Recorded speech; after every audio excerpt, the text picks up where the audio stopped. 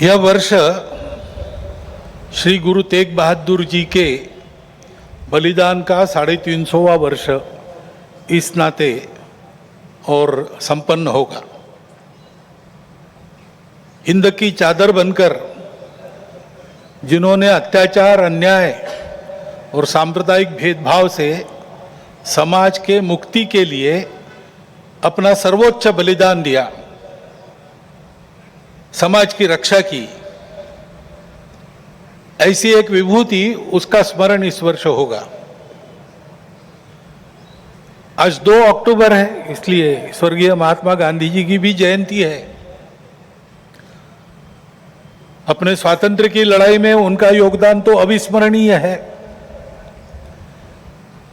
परंतु स्वतंत्रता के बाद भारत कैसा हो, भारत का जीवन किस प्रकार के तंत्र से चले, उसके बारे में विचार देने वाले हमारे जो उस समय के दार्शनिक नेता थे, उनमें उनका स्थान अग्रणी है। हिंद स्वराज में उन्होंने वह चित्र का रेखांकन किया है और सादगी, विनम्रता और प्रामाणिकता के प्रतीक,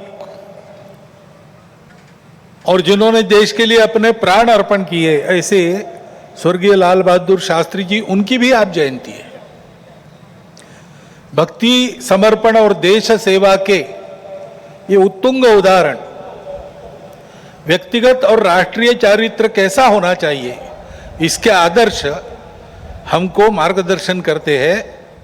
और आज की परिस्थिति का अगर हम विचार करते हैं तो हमारे ध्यान में आता है कि यह परिस्थिति भी हमसे इसी प्रकार के जीवन की अपेक्षा कर रही है। परिस्थिति एक सी नहीं होती, अनेक रंगों की होती है। तो परिस्थिति में बहुत कुछ अच्छा है, इसलिए बीता कालावधि 1 वर्ष का हमारी आशाएं और विश्वासों को भी दृढ़ करता है, और हमारे सामने पुरानी और नई जो चुनौतियां उपस्थित है, उनको अधिक स्पष्ट करने वाला भी वही कालावधि है। जैसे प्रयागराज में एक विशाल महाकुंभ हुआ, आधुनिक व्यवस्थापन के सारे कीर्तिमान तोड़कर एक जागतिक विक्रम तो उसने प्रस्थापित किया ही, लेकिन संपूर्ण भारत में श्रद्धा और एकात्मता की एक लहर उसने दौड़ा दी। पिछले साल एक दुर्घटना पहलगाम की भी हुई, हमला हुआ सीमा पार के आतंकियों के द्वारा, 26 भारतीय नागरिकों की उनका धर्म पूछकर हत्या की।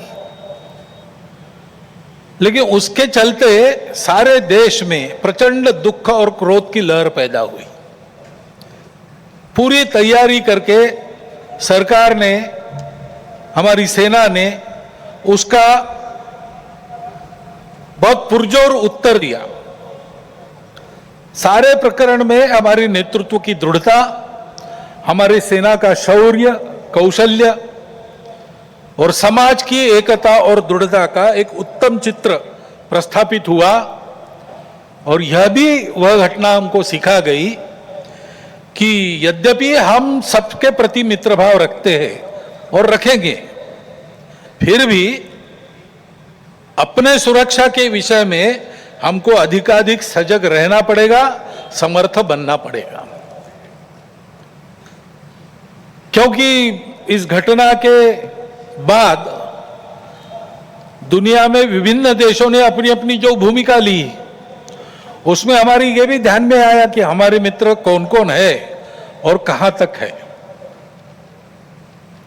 देश के अंदर भी अशांति फैलाने वाले असंवैधानिक उग्रवादी या संविधान विरोधी कहिए उग्रवादी नक्सली आंदोलन पर शासन और प्रशासन की दृढ़ कार्रवाई भी हुई, और उनके अनुभव से उनके विचारधारा का खोखलापन और उनकी क्रूरता का अनुभव होने के कारण समाज भी उनसे मोहभंग होकर विमुख हो गया।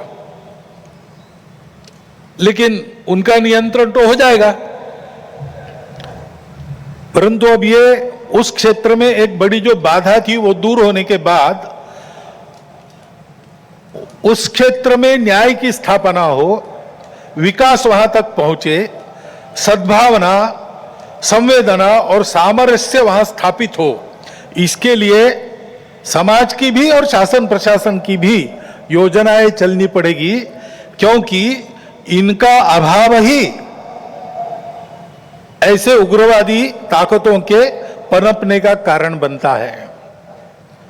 इससे त्रस्त मनुष्य दूसरा कुछ उपाय दिखता नहीं, इसलिए निराश होकर उनको प्रश्रय देता है। ये न हो इसलिए ऐसी योजनाओं की आवश्यकता है। आर्थिक क्षेत्र में भी हम आगे बढ़ रहे हैं। ऐसा जो प्रचलित परिमाण है दुनिया के, उसके आधार पर कहा जा सकता है हमारा देश आर्थिक क्षेत्र में आगे बढ़े, इसलिए आर्थिक जगत के हमारे उद्योगी बंधु, विशेषकर तरुण उद्योजक, इनमें एक मादा भी दिखता है, उत्साह भी दिखता है, इच्छा आकांक्षा भी दिखती है। परंतु ये जो प्रचलित अर्थ प्रणाली है सारी दुनिया में वही है, तो सारी दुनिया के अनुभव में उसके कुछ दोष भी आ रहे हैं। विकास के इस प्रकार के पद्धति से अमीरी और गरीबी का अंतर बढ़ता है। आर्थिक सामर्थ्य कुछ चंद हाथों में एकत्रित होता है। शोषण करने के लिए एक नया सुरक्षित तंत्र इसमें से खड़ा हो सकता है, चिंता नहीं की तो।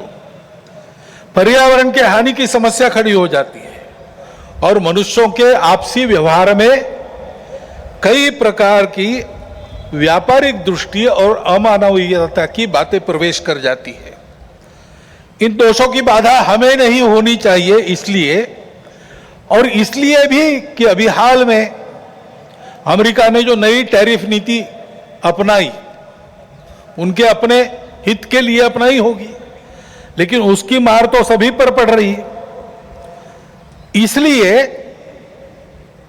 ये सारा परिदृश्य अथवा ये सारी प्रचलित पद्धति उस पर हम निर्भर हो जाए ऐसी नहीं है।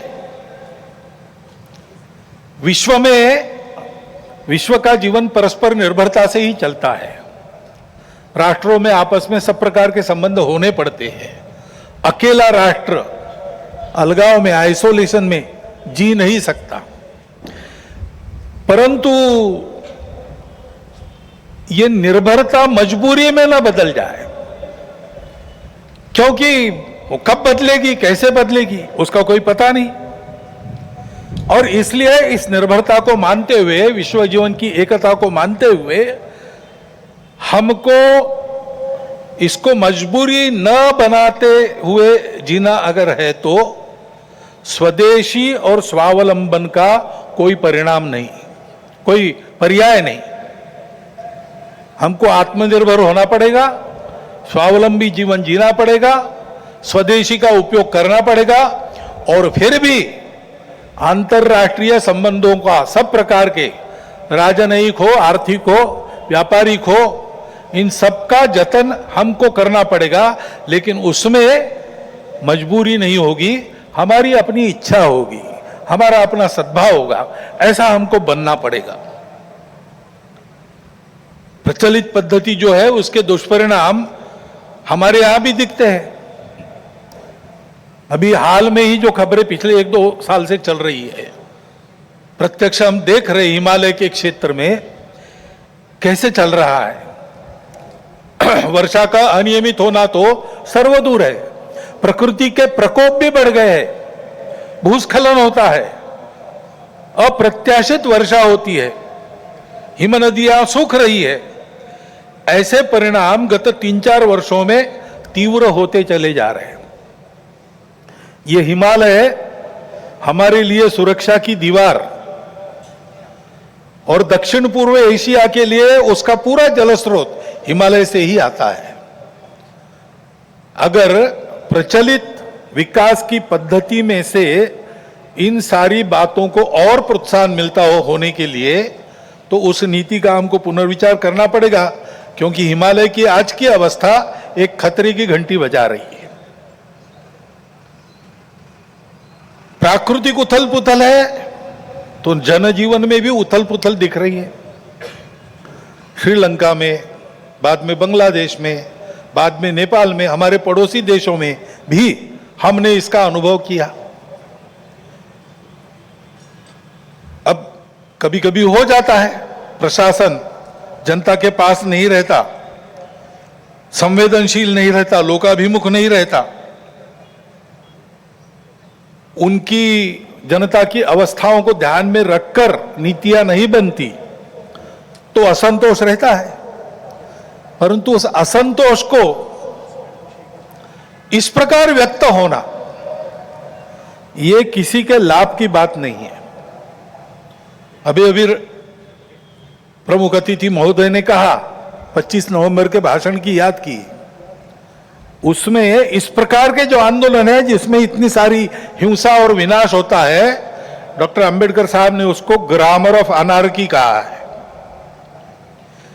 प्रजातांत्रिक मार्गों से भी परिवर्तन आता है, ऐसे हिंसक मार्गों से परिवर्तन नहीं आता है। एक उथल पुथल हो जाती है लेकिन स्थिति यथावत रहती है। पूरे दुनिया का अभी तक का इतिहास देख लीजिए, जब से ये उथल पुथल वाली तथाकथित रिवॉल्यूशंस, क्रांतियां आई, किसी क्रांति ने अपने उद्दिष्ट को प्राप्त नहीं किया। राजा के खिलाफ फ्रांस की राज्य क्रांति हुई, उसका परिणाम क्या हुआ? नेपोलियन बादशाह बन गया, वही राजतंत्र कायम रहा। इतनी सारी तथाकथित साम्यवादी क्रांतियां हुई, सब साम्यवादी देश आज पूंजीवादी तंत्र पर चल रहे हैं, जिसके खिलाफ क्रांति हुई थी। ऐसे हिंसक परिवर्तनों से उद्देश्य नहीं प्राप्त होता है, उल्टा इस अराजकता की स्थिति में देश के बाहर की स्वार्थी ताकतों को अपने खेल खेलने का मौका मिलता है। और इसलिए हमारे पड़ोसी देशों में जो उथल पुथल हो रही, ये हमारे ही देश है, वे हमसे दूर नहीं है। कुछ वर्ष पूर्व भारत ही थे, हमारे अपने हैं। उनमें इस प्रकार की अस्थिरता उत्पन्न होना, ये हमारे लिए, हम केवल उनके पड़ोसी हैं इसलिए नहीं, वो सब हमारे अपने देश है, इसलिए चिंता का विषय है। हितरक्षण से भी ज्यादा ये जो हमारा आत्मीयता का संबंध है, अपनेपन का संबंध है, उसके चलते ये चिंता होती है। परिस्थितियां ऐसी है, जैसा मैंने कहा, दोनों प्रकार है। सुखदायक रूप बहुत दिखता है, सुख सुविधा बढ़ी, मनुष्य के ज्ञान की, विज्ञान की प्रगति हुई, व्यवस्थाएं आरामदायक बनी, राष्ट्र पास आए, माध्यमों के जरिए भी और आर्थिक लेन देन के जरिए भी। परंतु इस परिवर्तन की, विज्ञान और तकनीकी की गति इतनी ज्यादा है कि मनुष्यों की गति का बदलने की और उसका तालमेल नहीं बैठ रहा है। इसलिए भी मनुष्य जीवन में कई प्रकार की समस्याएं, युद्ध, अन्य छोटे बड़े कलह, ये तो सब चल ही रहे। प्रकृति के उग्र प्रकोप को हम अनुभव कर रहे हैं, लेकिन परिवारों में भी टूटन आ रही है। नागरिक जीवन में बढ़ता हुआ अनाचार, अत्याचार दिखाई देता है। इसके शमन के, इसके उपाय चलते हैं, प्रयास हुए हैं, परंतु इसका पूर्ण निदान होने में वो असफल हो गए हैं। और उसके ऊपर अस्वस्थता, कलह, हिंसा को बढ़ाते हुए विश्व में सब प्रकार की परंपरा, मांगल्य, संस्कृति, श्रद्धा, इसका संपूर्ण विनाश ही आगे परिवर्तन लाएगा। ऐसी उल्टी विचारधारा, विपरीत विचारधारा और घातक विचारधारा लेकर चलने वाला एक नया पंथ उदय में आया। बहुत पहले आया, आजकल वो भारत में भी अपने हाथ पैर फैलाने की कोशिश कर रहा है, सभी देशों में। उसके कारण जो समाज जीवन की अस्त व्यस्त अवस्था हुई है और एक तरह से अराजकता की ओर सारा समाज बढ़ रहा है, ऐसी संभावना दिखती है। उसका अनुभव सब देशों में हो रहा है और इसलिए इन सारी परिस्थितियों को लेकर विश्व जब पुनर्चिंतन करता है तो वो भारत की ओर अपेक्षा से देखता है। भारत इसका कोई उपाय निकाले, ऐसे विश्व में भी अपेक्षा है। और सौभाग्य से भारत में एक आशा की किरण ये दिखाई देती है कि नई पीढ़ी में देशभक्ति की भावना, अपने संस्कृति के प्रति आस्था और विश्वास का प्रमाण निरंतर बढ़ा है। संघ के स्वयंसेवकों सहित समाज के व्यक्ति और समाज की संस्थाएं अभावग्रस्त वर्गों की निस्वार्थ सेवा करने के लिए अधिकाधिक आगे आ रहे हैं। समाज स्वयं को सक्षम अनुभव करता है और इसलिए कई बातों में सरकार के पहले पहल करके अपने सामने की समस्याओं का खुद ही निदान करने में यशस्वी हो रहा है। यह भी एक अच्छा लक्षण है और इसलिए ऐसे सब कार्यों में समाज का सहयोग संघ भी अनुभव करता है, अन्य ऐसे काम करने वाले संगठन और व्यक्ति भी अनुभव करते हैं।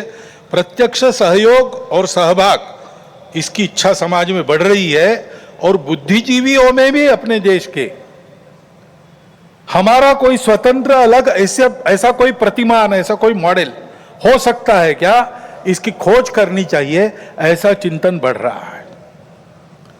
क्योंकि भारतीय चिंतन दृष्टि एक विशेष है। हमारे प्रमुख अतिथि महोदय ने जितने नाम लिए उन सहित स्वामी विवेकानंद से लेकर तो महात्मा गांधी जी, दीनदयाल उपाध्याय, राम मनोहर लोहिया जी तक, इन सब लोगों ने इस प्रकार का इस प्रकार की दृष्टि को सामने रखते हुए कुछ चिंतन दिया है। उसकी तफसील उसके अलग अलग होंगे, परंतु उसकी दिशा एक ही है। आधुनिक विश्व के पास जो दृष्टि है वो गलत नहीं है, लेकिन अधूरी अवश्य है। मानव का भौतिक विकास होता है, नैतिक विकास की ओर ध्यान नहीं रहता है। विकास होता है, पर्यावरण की ओर ध्यान नहीं रहता। विकास होता है, कुछ लोगों का होता है, कुछ का नहीं होता।